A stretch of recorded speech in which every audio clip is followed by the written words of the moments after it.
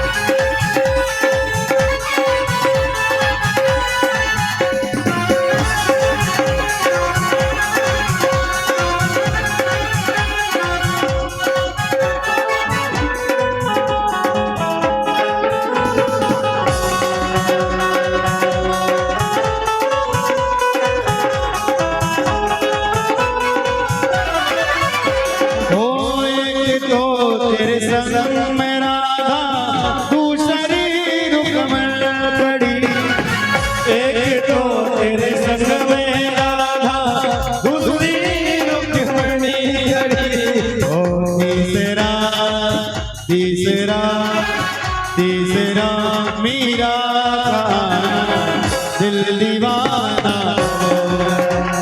हो सावरी सूरत मोर दिल दीवाना हो गया दिल दीवाना हो गया मेरा दिल दीवाना हो गया दिल दीवाना हो गया मेरा दिल दीवाना हो गया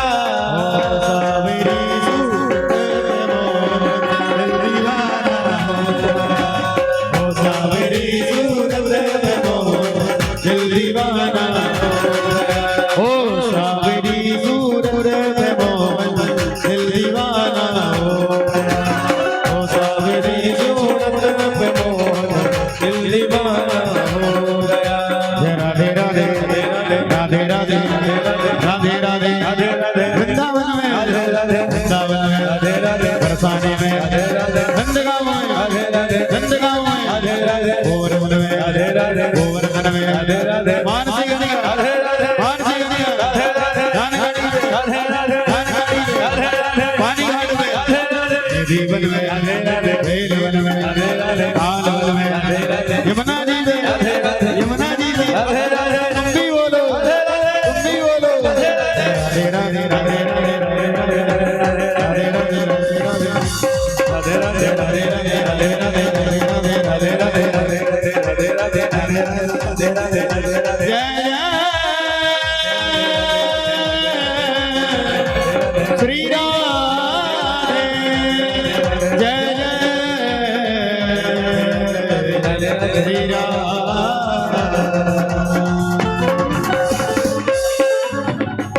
बोली राधा रानी की जय जय श्री राधे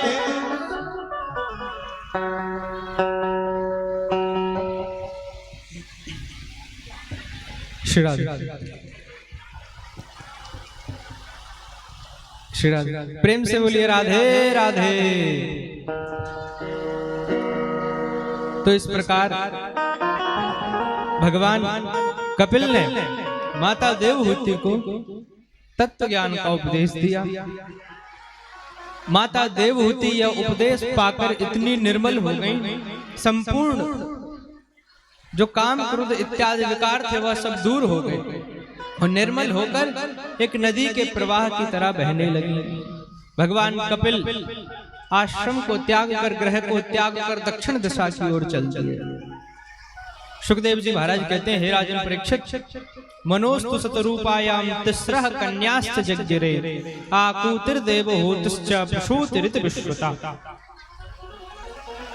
स्वयं मनु और महारानी सतरूपा की 3 पुत्रियां थीं। कितनी पुत्रियां थीं? श्री राधे। स्वयंभू मनु और सतरूपा की 3 पुत्रियां थीं। एक का नाम देवहूति, एक का नाम आकुति और एक प्रसूति। देवहूति की तो कथा अभी हमने सुनी, किनके संग में विवाह हुआ? कर्दम ऋषि के संग में। और आकुति का किनके संग में विवाह हुआ? रुचि प्रजापति के संग में। आकुति का जब विवाह किया गया तो पुत्र का धर्म के अनुसार जो पहली संतान होगी उसे नाना को दे दिया जाएगा। तो स्वयं मनु ने जो आकुति की पहली संतान हुई उसे अपने पास में रख लिया। आकुति के गर्भ से किसने जन्म लिया? भगवान नारायण ने स्वयं यज्ञावतार में जन्म लिया। उनकी एक कन्या भी हुई दक्षिणा। बाद में दक्षिणा जो है वो कौन है? वो माता लक्ष्मी स्वरूपा है। और यज्ञ जो है वो कौन है? भगवान श्री नारायण स्वरूप है। बाद में यज्ञ और दक्षिणा का विवाह करवा दिया गया। इस प्रकार आकुति और देवहूति की तो कथा हो गई। मैत्रेय जी बताते हैं, हे विदुर जी महाराज, जो प्रसूति हैं उनका विवाह किनके संग में हुआ? दक्ष प्रजापति के संग में। विदुर जी महाराज कहते हैं कि हे मैत्रेय जी, हमने सुना है अत्रेर ग्रहे सुरश्रेष्ठा स्थित्युत्पत्यंत हेतवः। हमने सुना है दक्ष प्रजापति के यहाँ पर तो स्वयं जगन माता भवानी ने अवतार लिया है सती स्वरूप में, और उनका विवाह भगवान शिव के संग में हुआ था। यह बात तो हमने सुनी है, परंतु कुछ लोग यह भी बताते हैं कि दक्ष प्रजापति में और भगवान शिव में आपस में बनती नहीं थी। तो दामाद में और ससुर जी में क्यों नहीं बनती थी, आप यह हमें बताइए। मैत्रेय ऋषि कहते हैं कि हे बद्र जी महाराज, एक समय की बात है, दक्ष प्रजापति ने एक सभा का आयोजन किया। ब्रह्मा जी के द्वारा दक्ष को प्रजापति बनाया गया। तो दक्ष ने क्या किया, एक सभा का आयोजन किया। सभा में सब देवी देवताओं को, यक्ष गंधर्वों को, सबको बुलाया गया। सब लोग सभा में आते हैं, सब सभा में आ गए, परंतु अभी तक दक्ष प्रजापति सभा में नहीं आए। किसी ने पूछा, भैया जिसकी सभा है वही नहीं आया अभी तक, क्यों? तो देखो, जो बड़ा अधिकारी होता है ना, वो सबसे अंत में आता है। पहले सब लोग आकर बैठ जाते हैं, फिर बाद में सबसे बड़ा जो रहेगा, जिसकी सभा है, जिसके लिए वो आएगा। तो सब तो पहले आ गए। दक्ष स्वयं को बड़ा मानते हैं, अभिमान में है, इसलिए सब आ गए, परंतु सबसे अंत में आते हैं दक्ष। जैसे ही दक्ष का आगमन हुआ, सब लोग स्वागत में खड़े हो गए। जितने देवता बैठे थे सब खड़े हो गए, परंतु दक्ष देखते हैं कि सब तो खड़े हो गए, परंतु 3 लोग खड़े नहीं हुए। कौन कौन खड़े नहीं हुए? पहले देखा तो ब्रह्मा जी नहीं खड़े हुए। तो विचार किया कि ब्रह्मा जी तो हमारे पिताजी हैं, तो पिताजी नहीं भी खड़े हो तो अच्छी बात है, क्योंकि ये थोड़ी हमारा सम्मान करेंगे, हम इनका सम्मान करेंगे। तो पिताजी नहीं खड़े हुए, कोई बात नहीं। आगे बढ़ते हैं, देखते हैं दूसरे व्यक्ति कौन है, भगवान श्री विष्णु। तो विचार करते हैं ये हमारे पिताजी के भी पिताजी हैं, तो ये भी नहीं खड़े होंगे तो भी कोई बात नहीं। और आगे बढ़ते हैं, सबसे अंत में देखते हैं कि एक और कोई खड़ा नहीं हुआ। वो कौन है? भगवान शिव। देखते हैं कि भगवान शिव भी नहीं खड़े हुए, तो क्रोधित हो जाते हैं और क्रोध में आकर विचार करने लग जाते हैं कि इसको तो मैंने अपनी कन्या ब्याही है, ये एक प्रकार से मेरा पुत्र है, तो इसको तो मेरे स्वागत में खड़ा होना चाहिए था, ये क्यों नहीं खड़ा हुआ? विचार किया मन में और क्रोध आ गया। और क्रोध में आकर सभा में जैसे ही बैठे हैं, वैसे ही कहने लगे कि देखो भैया, आजकल प्रजापतियों की, देवताओं की भी सभा में कुछ ऐसे ऐसे पाखंडी लोग आ गए हैं, दुष्कर्मी लोग आ गए हैं। तो सब देवता एक दूसरे की ओर देखने लग गए कि महाराज इस सभा में ऐसा कौन आ गया। जब सब एक दूसरे की ओर देखने लग गए तो दक्ष कहता है कि इधर उधर क्या देख रहे हो, ये तुम्हारे सामने बैठा है, इसको देखो। कौन? कि अयम तु लोकपालानाम यशोघ्नो निरपत्रपा सद्भिराचरिता पंथा ये नस्तब्धेन दूषिता। हम जैसे लोकपालों की सभा में यह शिव आकर बैठ गया है। ये कितना पाखंडी है, जो वेदों ने सन्मार्ग बताए उन वेदों के मार्ग पर नहीं चलता, बल्कि ये तो वेदों के विमुख चलता है, किसी की बात नहीं मानता। और क्या करता है कि चिता भस्म कृत स्नान प्रेतस्रंग नरस्ति भूषण। चिता भस्म कृत स्नान, चिता की भस्म से तो स्नान करता है। अब बताओ, चिता की भस्म तो बहुत अशुद्ध होती है, वेदों में कहा गया है, परंतु ये वेदों के विमुख चलता है। क्या करता है महाराज कि चिता भस्म कृत स्नान, चिता की भस्म से स्नान करता है। और क्या करता है? प्रेत श्रृंग नरस्ति भूषण, भूत प्रेतों को अपने संग में रखता है। और आभूषण तो देखो इसके, ये माला देखो, मुंडों की माला पहन रखी है, अस्थियों की, हड्डियों के आभूषण है इसके। गले में सर्पों को लटका के फिरता है ये। और देखो, ना कोई वस्त्र पहनेगा, केवल मृग छाल लपेट के रखता है। अरे ये बहुत दूषित व्यक्ति है। और सही बात कही जाए तो ये मेरा शिष्य भी है, ये मेरे स्वागत में खड़ा नहीं हुआ। सब देवता कहने लग गए महाराज ये शिष्य कैसे हुए आपके? इन्होंने कुछ अध्ययन किया है क्या आपसे? तो मनमाना अर्थ बनाने लग गया दक्ष प्रजापति। कहने लग गया देखो, मेरी कन्या का विवाह इसके संग में हुआ है, तो ये मेरे जामाता हैं, तो मेरे पुत्र के समान हुआ। और जो पुत्र होता है वो तो शिष्य भी होता है, तो इसलिए ये मेरे शिष्य के समान है। परंतु फिर भी देखो, मैं जब आया तो मेरे स्वागत में खड़ा भी नहीं हुआ। अरे कहाँ तो मेरी जो पुत्री है वो मृग नयनी हो, ये कहाँ मरकट लोचन। मेरी पुत्री के हिरण जैसे नेत्र हैं, इसके नेत्रों को देखो, बंदर जैसे नेत्र लगते हैं इसके। अपनी मृग नयनी पुत्री का इस मरकट लोचन के संग में विवाह करवा दिया। विवाह करवा के मैं तो बहुत पछता रहा हूं महाराज, और बहुत सी बातें कहने लग गया दक्ष प्रजापति। परंतु भगवान शिव तो आशुतोष हैं, भोले भंडारी हैं, अधिक किसी से तात्पर्य नहीं रखते, मतलब नहीं रखते। तो भगवान शिव कुछ नहीं बोलते, शांति से बैठे और मंद मंद मुस्कुरा रहे हैं। परंतु भगवान शिव के वाहन है नंदी। भगवान शिव ने तो सब बातें सुन ली, नंदी नहीं सुन पाए बातें। तो नंदी क्रोध में आ गए सभा में, और सभा में आकर कहने लग गए, हे दक्ष, तू अभिमानवश बहुत अहंकार भरी बातें कर रहा है, बार बार मैं शब्द का उच्चारण कर रहा है कि मैं बड़ा हूं, मैं बड़ा हूं। बकरे की भांति मैं करता है, इसलिए जा तेरे यहां बकरे का सिर लग जाएगा। शाप दे दिया। इतने में ही भृगु ऋषि खड़े हो गए। भृगु ऋषि दक्ष प्रजापति की ओर से बोलने लगे, कहने लगे, महाराज देखो, ससुर जी और दामाद में जब तक बातें चल रही थी तब तक ठीक था। ये तुमने मध्य में आकर गलती कर दी। तुम क्यों बीच में आए? जब तक ये दोनों बातें कर रहे थे तब तक की बात थी। भृगु जी भी क्रोध में आ गए। भृगु जी ने शाप दे दिया। बोले, क्या शाप दे दिया महाराज? जो भगवान शिव के भक्त होंगे वो पाखंडी हो जाएंगे कलयुग में जाकर।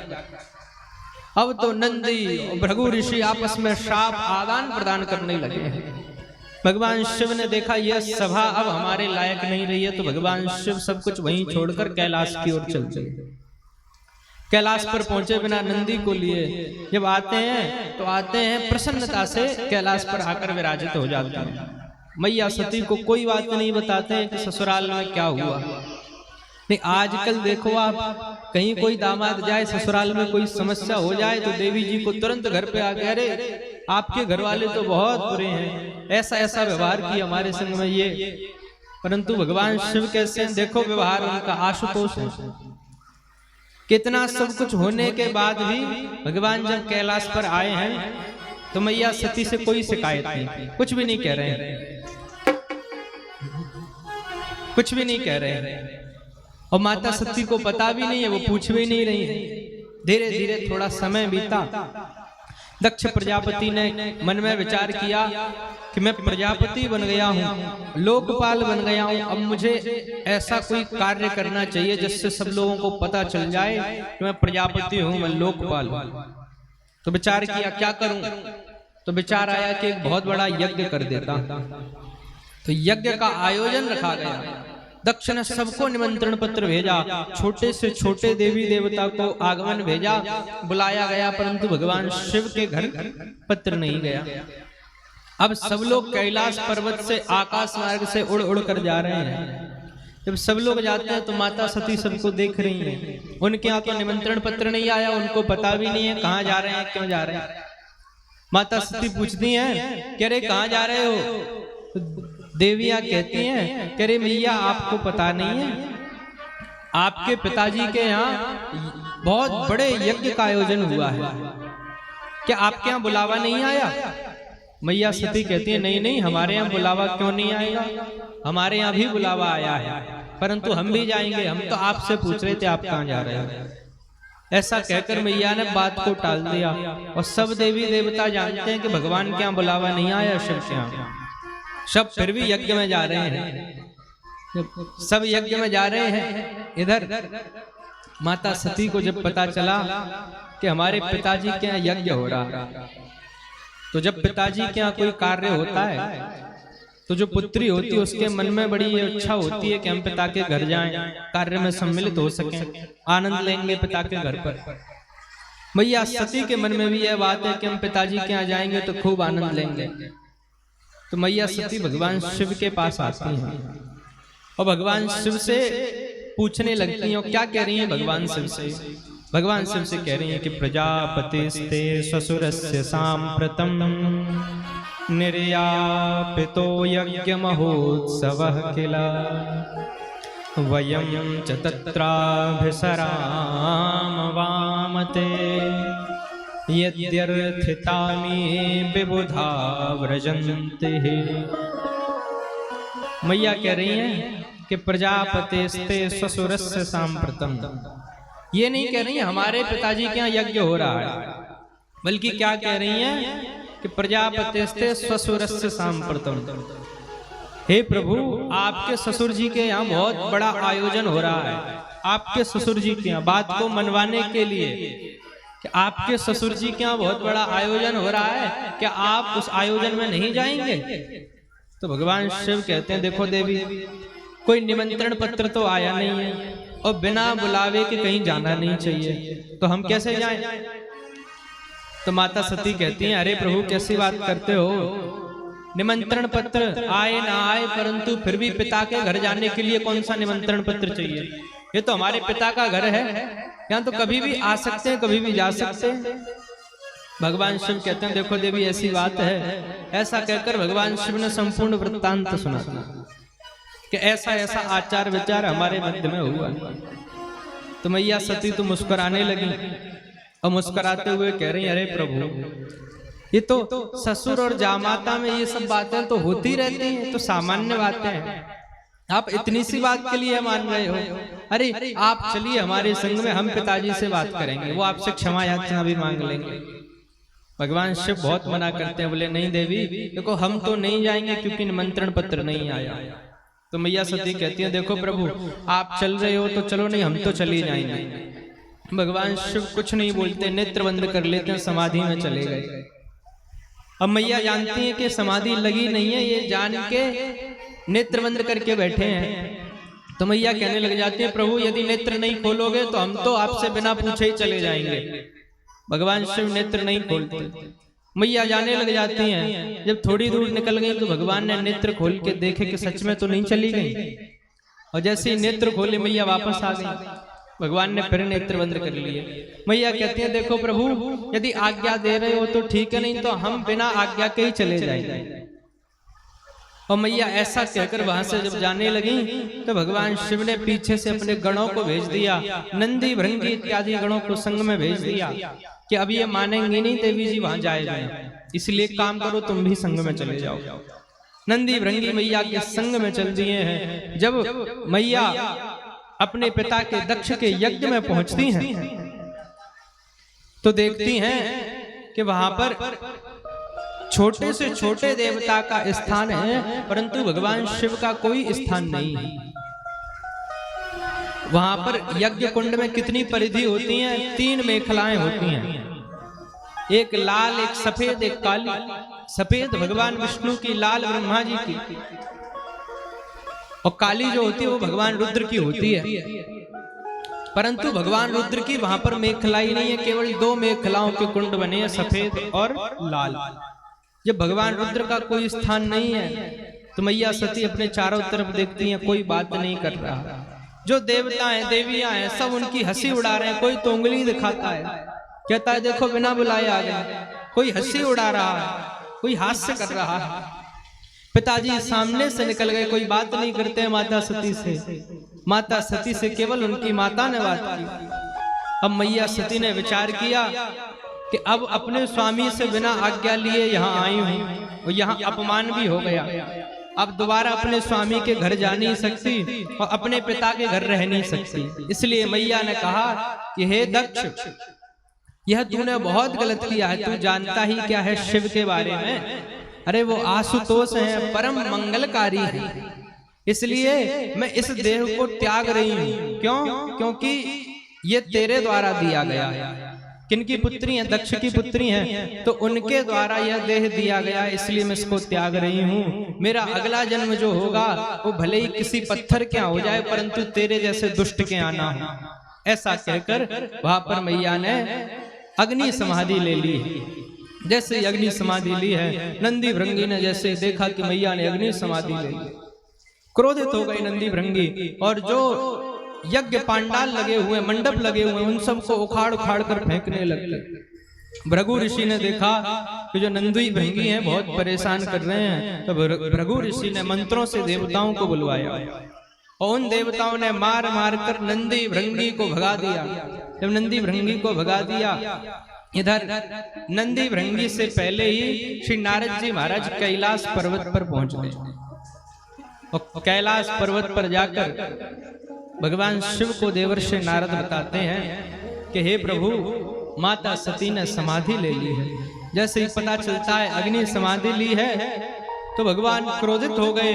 जो जटाएं बंधी थी उन्होंने उन जटाओं को खोल लिया भगवान ने, और एक जटा उठा के जैसे ही पृथ्वी पर मारी है वैसे ही उस जटा को फाड़कर एक वीरभद्र नाम का पुरुष उत्पन्न हुआ है।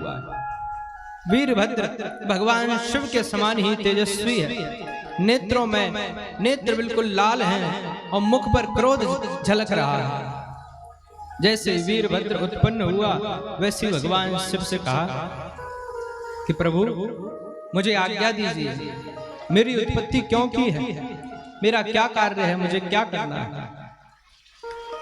भगवान शिव ने आदेश दिया, बोले दक्ष के यज्ञ को विध्वंस कर दो, यजमान सहित विध्वंस कर दो। वीरभद्र अपनी संपूर्ण भूत पिशाच प्रेतों की सेना को लेकर चल दिया है, और मध्य मार्ग में ही जो नंदी भृंगी वापस आ रहे थे उनको भी अपने संग में ले लिया। जब दक्ष के यज्ञ को विध्वंस करने जा रहे हैं तो सब देवी देवता जो यज्ञ में आए हैं वो दूर दूर से देख रहे हैं कि ऐसा लग रहा है जैसे कहीं से आंधी तूफान आ रहा है, धूल उड़ रही है, बहुत तेज तेज से हवाएं चलने लग गई। सब देवी देवता आपस में विचार कर रहे हैं, महाराज तो अभी तो जो मौसम है वो बिल्कुल साफ था, परंतु ये एकदम से धूल कहां से आने लग गई है, आंधी कहां से आ रही है। एक देवता कहते हैं, महाराज कहीं गोधूली वेला का समय तो नहीं हो गया। गोधूली वेला मतलब होती है जब गाय वापस लौट के आती है शाम में, तो जब गाय आती है तो धूल मिट्टी उड़ती हुई आती है खुरों से, तो पूछते हैं कहीं गोधूली वेला का समय तो नहीं हुआ। नहीं नहीं भैया, अभी गोधूली वेला का समय नहीं हुआ, ये तो मध्याह्न है। जब देखा मध्याह्न का समय है, सब लोग आपस में विचार कर रहे हैं, इतने में ही क्या होता है कि वीरभद्र दक्ष के यज्ञ में पहुंच गए। जैसे ही दक्ष के यज्ञ में पहुंचे हैं तो संपूर्ण जो मंडप था उसको विध्वंस कर दिया है। मंडप को विध्वंस करके नंदी से पूछते हैं, अब बताओ किसको किसको मारना है, किसका क्या करना है। नंदी कहते हैं, महाराज देखो ये वाले जो देवता हैं, ये जब मैया का आगमन हुआ तो खूब उंगली दिखा रहे थे। वीरभद्र ने उनकी उंगली पकड़ी, उंगली तोड़ दी, देवियों की तरफ बताया, बोले ये जो देवी हैं जब मैया आई थी तो बहुत हंस रही थी उनके ऊपर। वीरभद्र ने जो हंस रही थी देवी, उनके मुख को तोड़ दिया, उनके संपूर्ण दांत तोड़ दिए वीरभद्र ने।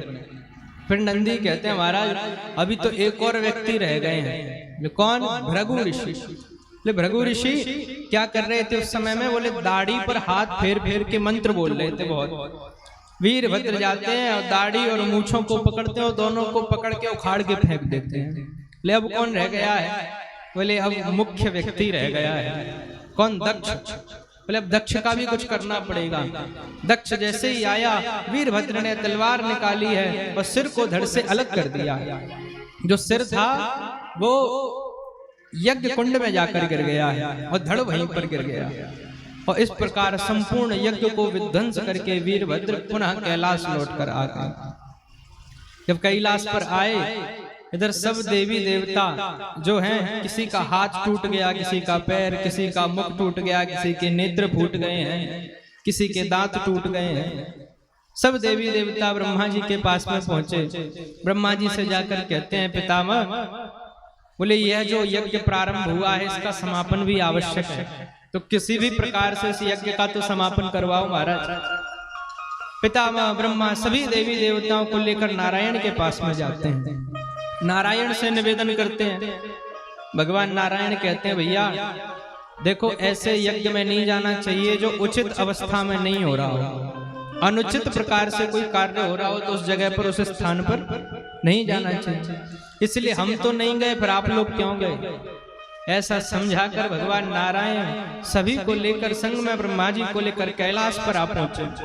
और जब कैलाश पर आते हैं तो भगवान शिव की बड़ी सुंदर स्तुति करते हैं। भगवान शिव से कहते हैं कि हे प्रभु, आप तो इस बात को जानने वाले हैं कि जो यज्ञ प्रारंभ हुआ है उस यज्ञ का समापन भी आवश्यक है, इसलिए कृपा करके इस यज्ञ को समाप्त तो करिए।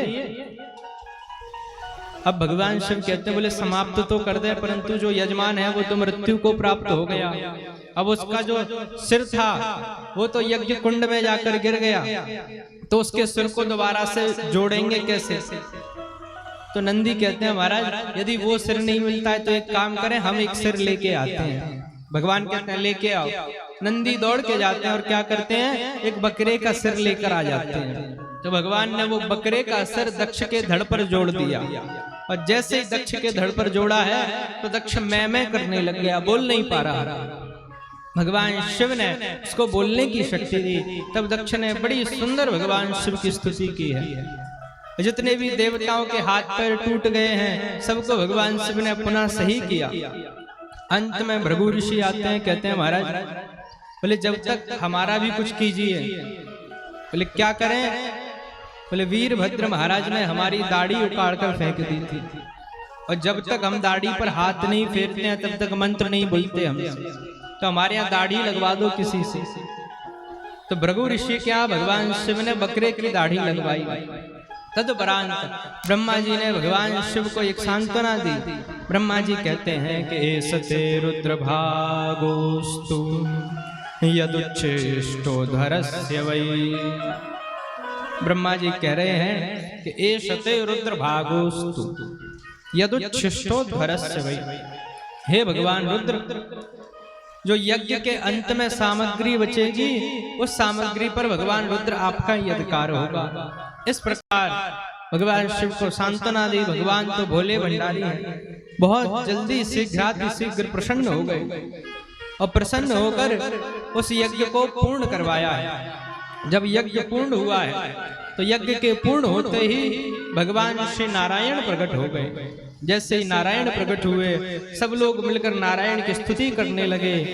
जो विप्रदेव हैं, ब्राह्मण हैं, वो नारायण की स्तुति कर रहे हैं। स्तुति करते हुए कह रहे हैं कि तम क्रतुस्तम हविस्तम हुतासा स्वयं तम ही मंत्र समित दर्भ पात्राणि च।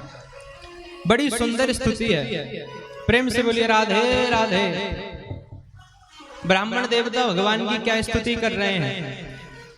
जब यज्ञ हो गया सबसे अंत में ब्राह्मण स्तुति करते हुए कह रहे हैं कि त्वम क्रतुस्तम हविस्तम हुतासः स्वयं।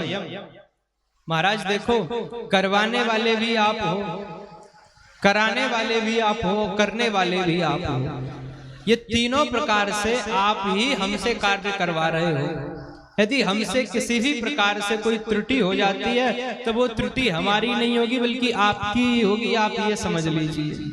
इस प्रकार ब्राह्मणों ने बड़ी सुंदर भगवान की स्तुति की है। अब आगे इधर माता सती का तो देह त्याग हो गया। अब माता सती ने अपने अंतिम शब्द यही कहे थे कि भले ही अगले जन्म किसी पत्थर क्या ले लूंगी परंतु तेरे यहाँ नहीं लूंगी। इसलिए अगला जन्म जो माता का हुआ है वो किन क्या हुआ है, हिमाचल के यहाँ हुआ है। हिमाचल नरेश के यहाँ हुआ। जब जन्म हुआ है तो पर्वत की पुत्री बन के आई हैं, इसलिए माता का नाम हो गया पार्वती। माता पार्वती ने भगवान शिव की खूब तपस्या की। तपस्या से प्रसन्न होकर भगवान शिव ने ये प्रकट हुए हैं, तो मैया पार्वती ने भगवान शिव को ही वर रूप में मांग लिया है कि हम तो आपसे ही विवाह करना चाहते हैं। पार्वती मैया ने अब तो हिमाचल नरेश भी संबंध के लिए मान गए हैं। भगवान शिव और माता पार्वती का विवाह होने जा रहा है। अब वो समय आ गया तो क्या हो रहा है कि इधर हिमाचलपुरी में तो सब घराती हैं, तो सब प्रतीक्षा कर रहे हैं कि बाराती कितनी जल्दी आए, और इधर भगवान शिव अपनी बारात के संग में सज रहे हैं। और किस प्रकार से सज रहे हैं महाराज? बोले भगवान शिव तो जब कैलाश पर्वत पर रहते हैं तो अवधूत वेश में रहते हैं, कुछ पहनते नहीं है, धारण नहीं करते वस्त्र। और आज दूसरे किसी के नगर में जा रहे हैं तो नंदी और भृंगी भगवान के जो दोनों गण हैं वो भगवान के पास में आ गए, और भगवान के पास में आकर कहने लगे देखो महाराज, आप जब कैलाश पर रहते हो अपने घर पर तो कोई कैसे भी रह ले, अवधूत वेश में रहते हो, कुछ धारण नहीं करते। अब यदि आप किसी दूसरे नगर में जा रहे हो तो आपको कुछ धारण कर लेना चाहिए महाराज, कुछ पहन लो। बोले क्या पहने? पास में ही एक मृग छाल पड़ी हुई थी। भृंगी दौड़ कर जाता है, मृग छाल भगवान को पहना देता है। मृग छाल जब पहनाई है तो कभी कभी मृग छाल निकल रही है, तो करें क्या भैया? देखो ऐसा होता है पृथ्वी लोक में, क्या होता है, प्रेम से बोलो राधे राधे।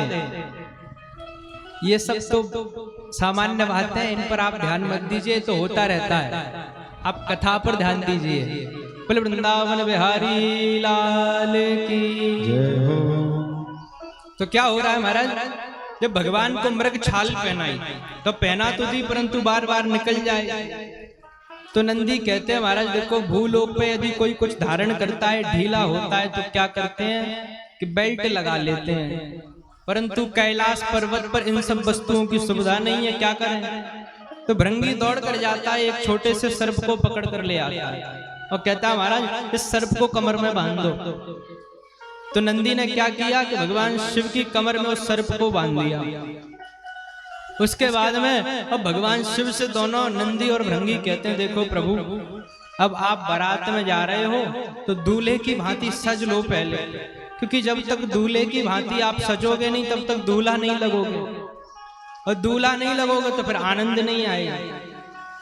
तो भगवान शिव कहते हैं भैया हम तो कभी सजते नहीं है, धजते नहीं है, एक काम करो तुम ही सजा लो।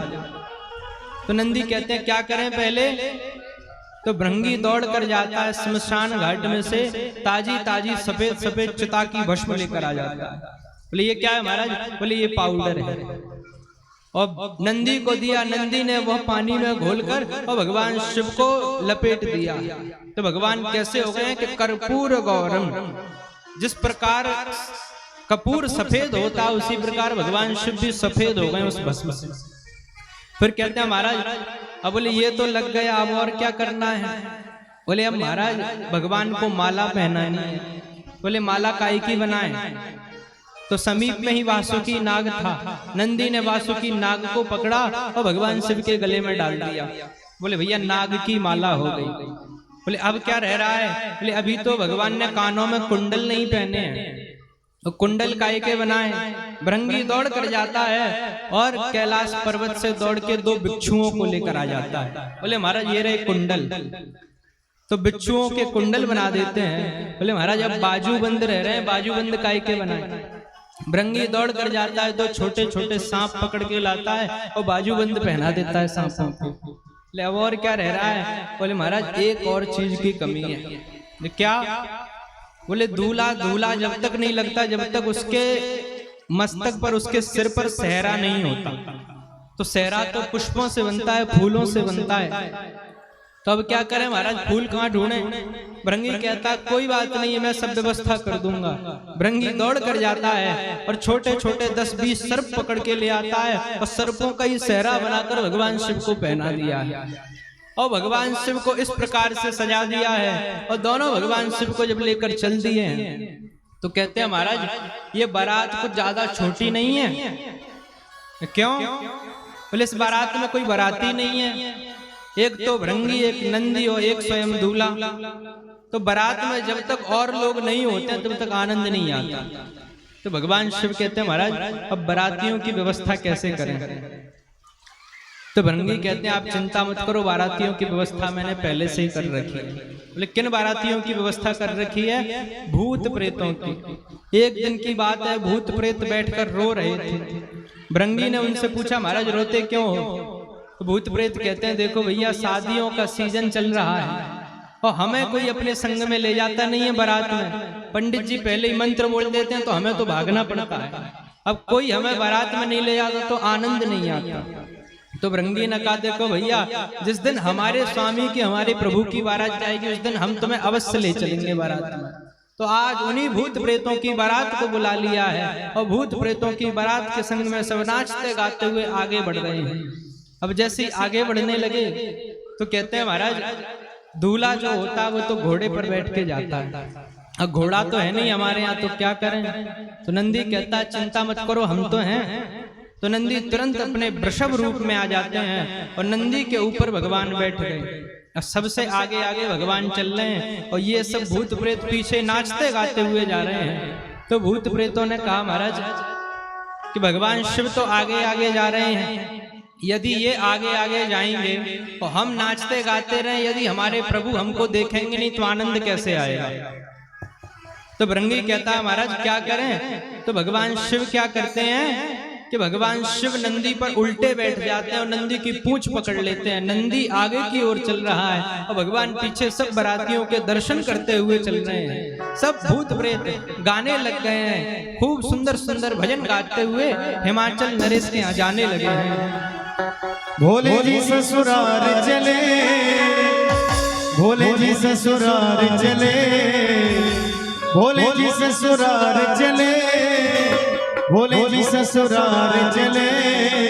सभी लोग एक बार दोनों हाथ उठा के बड़े भाव से मस्ती में गाते हुए, अरे नंदी पे हो गए सवार, ओ नंदी पे हो गए सवार, भोले जी ससुराल चले, नंदी पे हो गए सवार, भोले जी ससुराल चले, ओ भोले जी ससुराल चले, भोले जी ससुराल चले, ओ भोले जी ससुराल चले, भोले जी ससुराल चले। ओ नंदी पे, नंदी पे, ओ नंदी पे हो गए सवार, भोले जी ससुराल चले, नंदी पे हो गए सवार, भोले जी ससुराल चले। भोले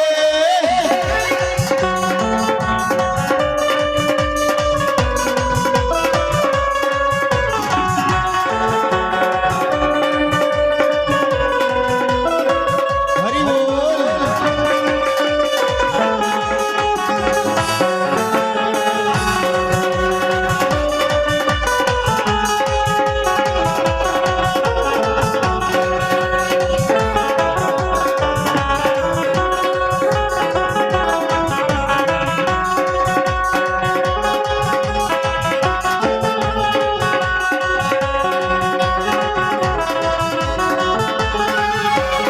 नंदी का घुंघरू छम छम बोले, नंदी का घुंघरू छम छम बोले, नंदी का घुंघरू छम छम छम छम बोले, नंदी का घुंघरू छम छम बोले, भोले का डमरू डम डम बोले, भोले का डमरू डम डम बोले, भोले का डमरू डम डम डम डम बोले, डम डम बोले। काने पे है नग काला, ओ काने पे है नग काला, भोले जी ससुराल चले, नंदी पे हो गए सवार, भोले जी ससुराल चले, ओ भोले जी ससुराल चले, जय हो भोले जी ससुराल चले, भोले जी ससुराल चले, भोले जी ससुराल चले। नंदी नंदी में हो गए सवार, भोले जी ससुराल चले, नंदी पे हो गए सवार, भोले जी ससुराल चले।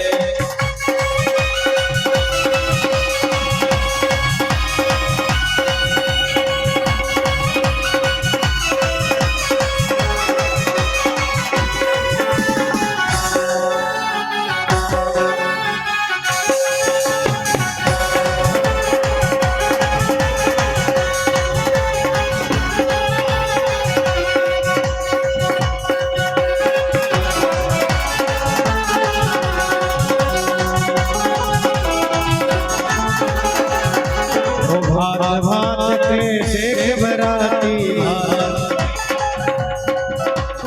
भात भात के देख बराती, भात भात के देख बराती, वो सारे नगर में भगदड़ भारी, सारे नगर में भगदड़ भारी, वो सारे नगर में भगदड़ भारी, सारे नगर में भगदड़ भारी, वो सारे नगर में भगदड़ भारी, सारे नगर में भगदड़ भारी। अरे भात भात के देख बराती, भात के देखे बराती, वो सारे नगर में भगदड़ भारी, सारे नगर में भगदड़ भारी। अरे मच गयो, अरे मच गयो, अरे मच गयो हाहाकार, भोले जी ससुराल चले, नंदी में हो गए सवार, भोले जी ससुराल चले, ओ भोले जी ससुराल चले, भोले जी ससुराल चले, भोले जी ससुराल चले,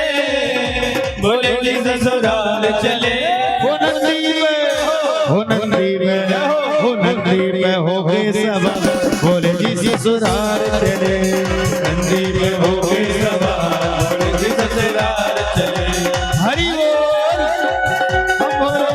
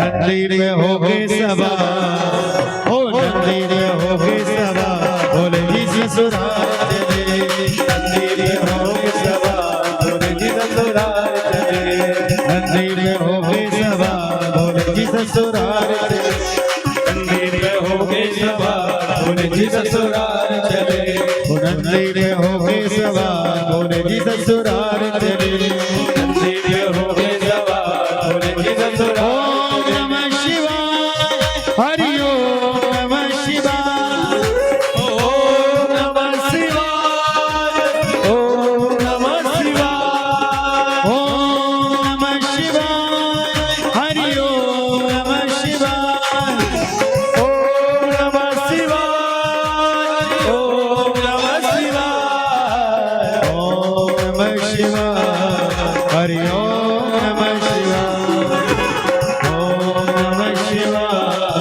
हरि ओम नमः शिवाय, नमः शिवाय।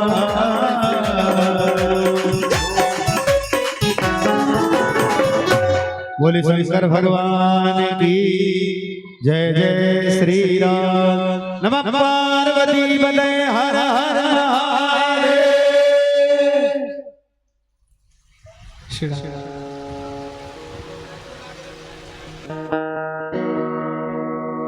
श्री राधे, श्री राधे, प्रेम से बोलिए राधे राधे।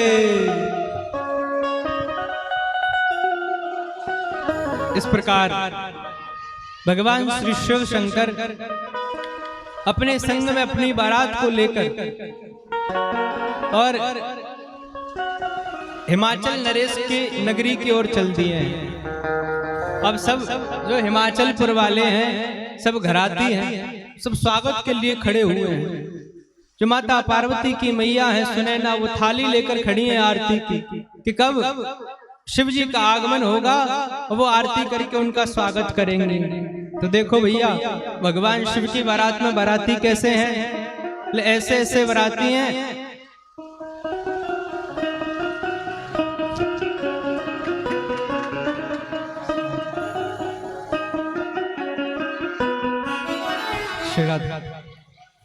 भगवान शिव की बारात में बाराती कैसे हैं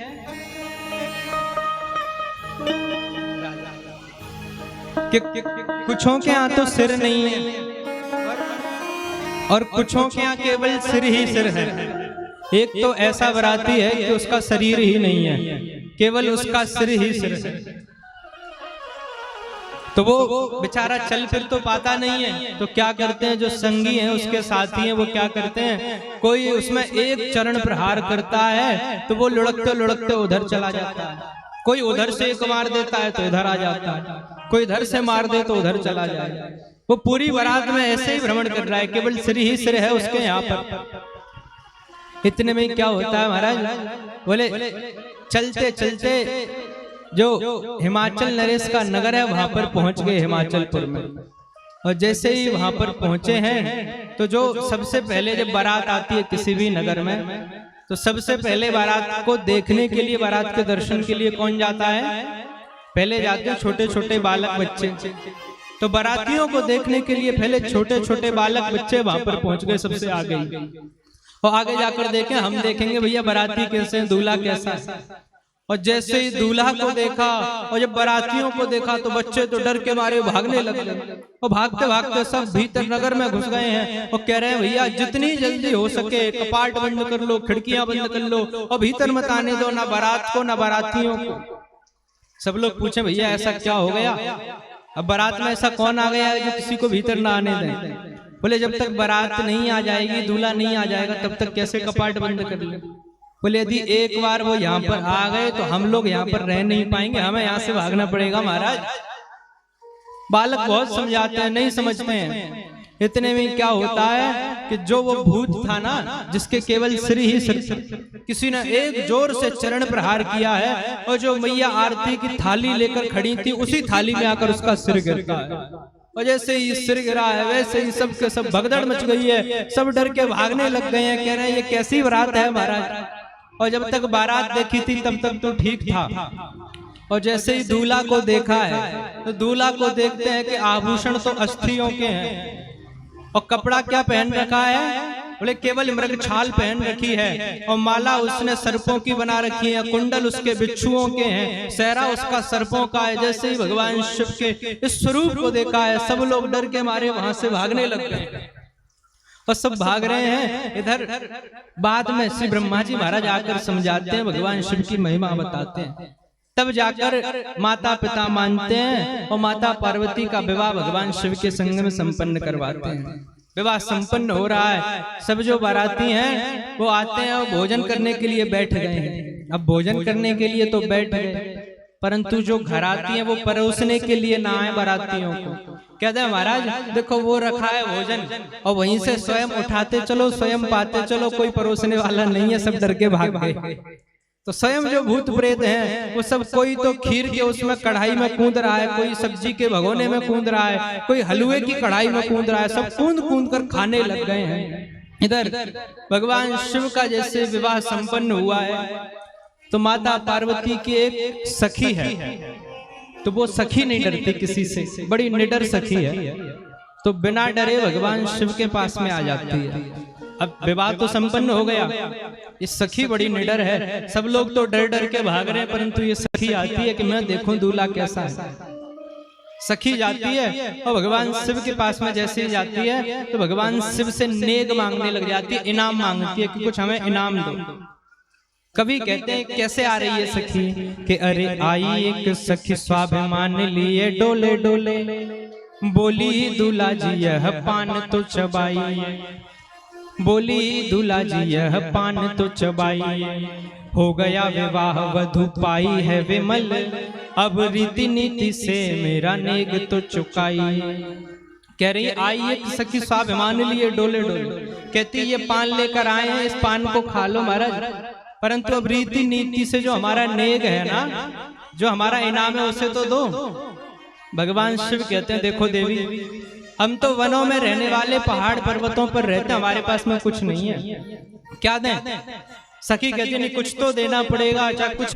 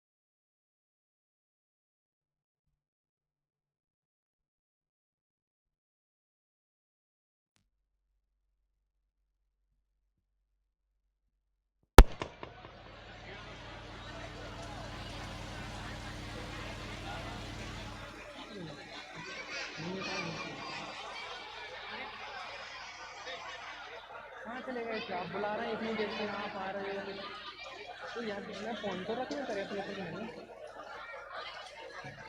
सीपरी से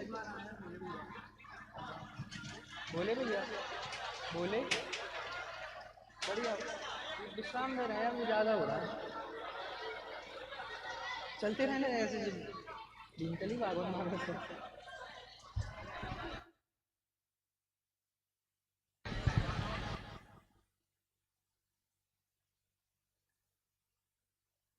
श्री राधे श्री राधे श्री राधे।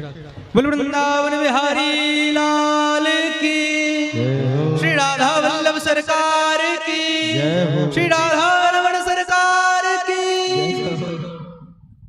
प्रेम से बोलिए राधे राधे। तो आनंद का क्षण है, इसलिए सब देवता भी आनंद ही ले रहे हैं इसमें। तो सखी आती है दौड़ते हुए और भगवान से क्या कह रही है कि अरे आई एक सखी स्वाभिमान लिए डोले डोले, बोली दूल्हा जी यह पान तो चबाइए, हो गया विवाह वधु पाई है विमल, अब रीति नीति से मेरा नेग तो चुकाइए। कहती अब हमें कुछ दे दो प्रभु। भगवान कहते हैं देखो वनों में पहाड़ों पर पर्वतों पर रहते हैं, हमारे पास कुछ देने के लिए है ही नहीं। सखी कहती है नहीं कुछ तो देना पड़ेगा महाराज, कुछ भी दो। भगवान कहते हैं चलो ठीक है। भगवान ने नंदी से झोला मंगवाया और झोले में हाथ डाला। सखी सोच रही है कुछ हीरे मोती जवाहरात देंगे, परंतु भगवान क्या दे रहे हैं कि झोली से निकारो एक कारो 60 कारो नाग, ऐसो फुफकारो भागी बाप रे बचाइए, और मंडप के नीचे समाज सब लाग्यो हसन। भगवान क्या कह रहे हैं अरे भागो मत देवी जरा नेग लेके जाइए, भागो मत देवी जरा नेग लेके जाइए। भगवान शिव ने झोली से क्या निकाला, एक सर्प निकाला, और जैसे ही सर्प निकला वैसे ही फुफकारा सखी की ओर और सखी भागने लगी। अब भगवान कह रहे अरे भागती कहाँ हो देवी, अपना नेग तो ले जाओ अपने संग में। तो इस प्रकार के भूत भावन भोलेनाथ। इस प्रकार भगवान शंकर और माता पार्वती का विवाह संपन्न हुआ। मैत्रेय ऋषि कहते हैं देखो विदुर जी महाराज, स्वयं मनु की 3 कन्याएं थीं, आकुति प्रसूति देवहूति।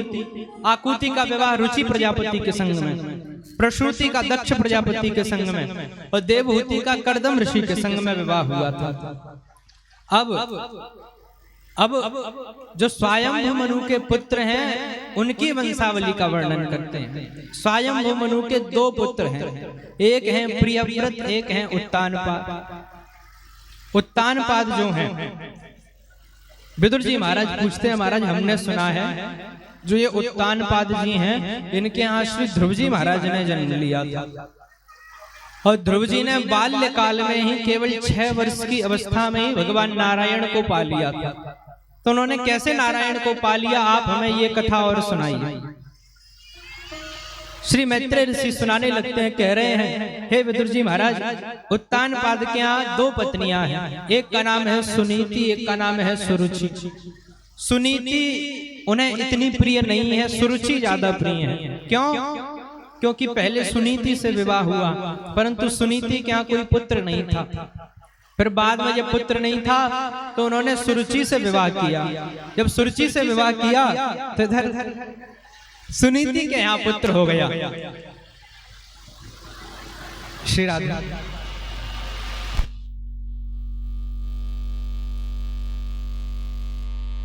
श्री राधे। प्रेम से बोलिए राधे राधे। कुछ समय की और बात है, कुछ क्षणों की बात है, बस आप हमें कुछ समय और दे दो, उसके बाद में विश्राम की ओर है भागवत जी। तो सुरुचि क्या सुनीति के यहाँ एक पुत्र हुआ, उसका नाम था ध्रुव। सुरुचि के यहाँ भी एक पुत्र हुआ, उसका नाम था उत्तम। सुनीति कम प्रिय थी, सुरुचि बहुत प्रिय थी उत्तानपाद को। एक दिन की बात है, सुनीति महल से बाहर एक कुटिया में रहती है। ध्रुव जी महाराज घूमते फिरते कहाँ पर आ गए, अपने पिताजी के यहाँ पर आ गए, और पिताजी की गोद में देखा कि हमारा जो छोटा भाई है उत्तम वो खेल रहा है। तो उसके संग में ध्रुव जी महाराज भी खेलने लग गए। उत्तानपाद ने ध्रुव जी को गोद में बिठा लिया। जैसे ही गोद में बिठाया, सुरुचि मैया आती हैं और ध्रुव जी महाराज को गोद से नीचे उतार देती हैं और कहती हैं यदि तुम इस राज सिंहासन को चाहते हो तो तुम्हें पहले नारायण की तपस्या करनी पड़ेगी। जब नारायण तपस्या से प्रसन्न हो जाएंगे तब तुम उनसे वरदान मांगना। क्या वर मांगना महाराज? कि आप हमें सुरुचि मैया के गर्भ से जन्म दीजिए, और जब तुम मेरे गर्भ से जन्म लोगे तब तुम इस मंच पर, इस सिंहासन पर बैठने के अधिकारी होगे। इस प्रकार सुरुचि ने कहकर ध्रुव जी महाराज को गोदी से नीचे उतार दिया। ध्रुव जी महाराज अभी केवल बालक ही हैं, 5-6 वर्ष के, परंतु मन में यह दृढ़ निष्ठा आ गई सुनीति मैया से जाकर पूछते हैं मैया आज हमारे संग में ये हुआ। सुनीति ने बहुत प्रेम से समझाया। सुनीति कहती है हे ध्रुव, यदि तुम भगवान नारायण को पालोगे तो ये राज्य सिंहासन क्या है, तुम्हें तो त्रैलोकी का राज्य सिंहासन मिल जाएगा, वो तो परम पिता है। ध्रुव जी ने जैसे ही सुना, रात्रि के समय सब कुछ त्याग कर वन की ओर जाने लगे। वन की ओर जाने लगे। श्री देवर्षि नारद जी मिल गए। देवर्षि नारद ने कहा कहाँ जा रहे हो बालक? ध्रुव जी ने कहा महाराज वन में तपस्या करने के लिए जा रहे हैं। बोले तपस्या करने जा रहे हो? वन में तो बहुत बड़े बड़े जीव रहते हैं, कोई खा गया तुम्हें तो? ध्रुव जी कहते हैं महाराज नहीं नहीं, हमारा संकल्प दृढ़ है, हम तो तप करेंगे, हमें इन सब चीजों से लेना देना नहीं। देवर्षि नारद समझ जाते हैं कि अब ध्रुव मानेंगे नहीं, अब तो भगवान को पाके ही मानेंगे।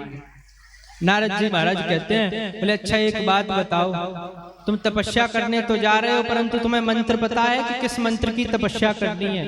बोले नहीं पता महाराज। तो देवर्षि नारद द्वादशाक्षर मंत्र दे देते हैं, ओम नमो भगवते वासुदेवाय। कहते हैं इसकी जाकर तुम मधुपुरी में मथुरा में यमुना के किनारे जाकर तपस्या करो। ध्रुव जी महाराज जाते हैं, ओम नमो भगवते वासुदेवाय इस मंत्र का सदैव जाप करते रहते हैं। धीरे धीरे समय बीतता है। ध्रुव जी ने पक्के नियम बना लिए हैं और ध्रुव जी महाराज अब तो कुछ खाते पीते भी नहीं, केवल एक पैर के एक अंगूठे पर खड़े होकर और भगवान नारायण की तपस्या करने लग गए। 6 वर्ष की आयु में तीनों लोकों में हाहाकार मच गया। तब भगवान नारायण को स्वयं आना पड़ा। जैसे नारायण आते हैं और नारायण पूछते हैं कि बालक वरदान मांग लो, क्या मांगना चाहते हो? तो ध्रुव जी महाराज अब विचार करें कि महाराज क्या मांगे, क्योंकि अभी तो बालक हैं और इच्छा क्या थी उनकी पहले, किस इच्छा से आए थे कि राज सिंहासन मिल जाए, कुछ ना कुछ किसी ना किसी प्रकार की कामना थी। परंतु अब कोई कामना नहीं रही है और मन में यह विचार आ गया है कि अब भगवान इतना सुंदर स्वरूप है, कुछ स्तुति करना चाहते हैं, परंतु अभी वेद वेदांत का ज्ञान नहीं है तो स्तुति भी नहीं कर पा रहे हैं, बस खड़े हो गए हैं। भगवान ध्रुव जी की इस दशा को समझ गए और समझकर भगवान ने अपना पांचजन्य शंख ध्रुव जी महाराज के कपोल पर लगा दिया। जैसे ही कपोल पर लगाया है तो ध्रुव जी महाराज को वेद वेदांतों का ज्ञान हो गया है। जैसे वेद वेदांतों का ज्ञान हुआ है तो ध्रुव जी महाराज बड़ी ही सुंदर स्तुति करने लग गए हैं और स्तुति करते हुए कह रहे हैं कि योऽन्तः प्रविश्य मम वाचमिमां प्रसुप्ता। ध्रुव जी महाराज स्तुति कर रहे हैं कि हे प्रभु आप वही हैं जो हमारे हृदय में भी समाये हुए थे, परंतु आप अब मेरे सम्मुख आ गए हैं, मैं आपकी क्या स्तुति करूं? अब मेरी कोई ऐसी इच्छा नहीं रही है, परंतु भगवान नारायण वरदान देते हैं कि जाओ तुम इस संपूर्ण धरा पर 36,000 वर्षों तक राज करोगे और उसके बाद में यहाँ से जाने के बाद में तुम्हारा स्वयं का एक स्वतंत्र लोक होगा जहाँ तुम निवास करोगे। भगवान ने ध्रुव जी महाराज को वरदान दिया है और ध्रुव जी महाराज जब वापस लौट कर आए हैं, इधर नारद जी ने उत्तानपाद को बता दिया कि आपके बालक ने नारायण को पा लिया। उत्तानपाद ने ध्रुव जी महाराज का खूब स्वागत सत्कार की तैयारियां की हैं। जैसे ही ध्रुव जी आते हैं तो सर्वप्रथम जो उनकी छोटी माता है सुरुचि, उनके चरण स्पर्श करते हैं और सुरुचि बड़ा खेद कर रही है, परंतु ध्रुव जी कहते हैं मैया यदि उस समय आपने वो कटु वचन नहीं कहे होते तो मुझे नारायण की प्राप्ति कैसे होती? इसलिए सबसे पहले चरण स्पर्श किए सुरुचि के, तदुपरांत में माता सुनीति और पिता उत्तानपाद से भी मिलते हैं। उत्तानपाद ने ध्रुव जी महाराज का खूब सुंदर स्वागत सत्कार किया है और अब ध्रुव जी महाराज अपने माता पिता के संग में निवास करने लग गए हैं, रहने लग गए हैं।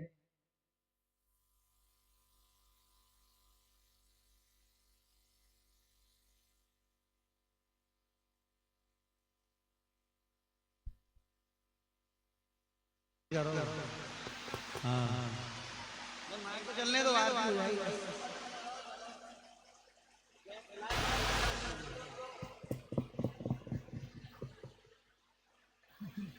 श्री राधे।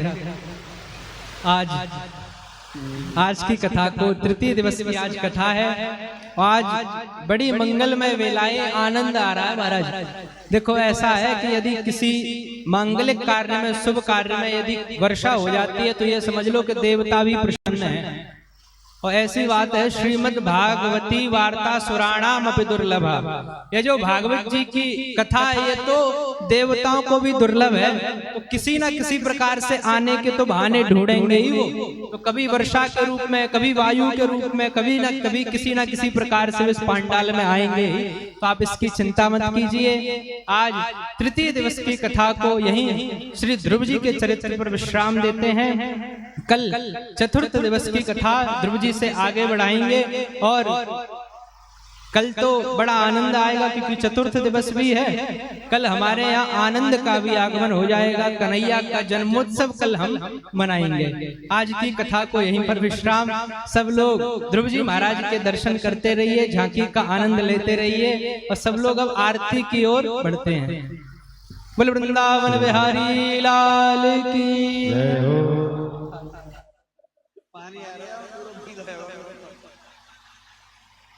हो गया, बंद कर दे।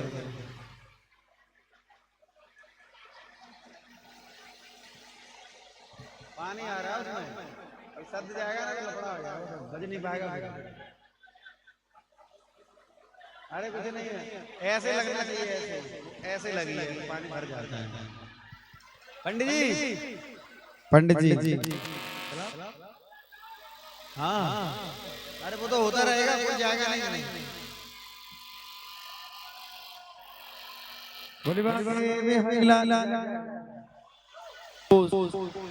श्री हरिदास करो जल्दी करो। बोलिए हनुमान जी महाराज की जय।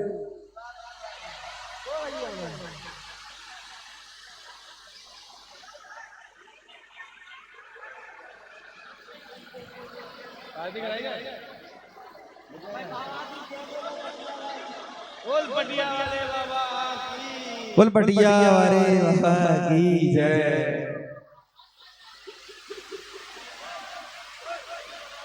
जल गई क्या? करो ये लिया कराओ। सभी लोग बैठे रहे, अपने अपने स्थान पर बैठे ही आरती करेंगे। अब भागे तो कहीं जा नहीं सकते, बारिश हो रही है, इसलिए शांति से बैठो और आरती का दर्शन करो। बोलिए बालकृष्ण लाल की जय हो। ओम चंद्रमा मनसो जातो सूर्यो अजायत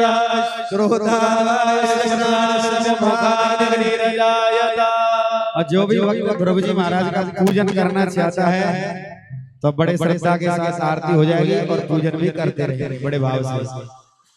श्री बांके बिहारी तेरी आरती गाओ, श्री बांके बिहारी तेरी आरती गाओ। ओ आरती गाओ प्यारे आपको मनाओ, आरती गाओ प्यारे आपको मनाओ।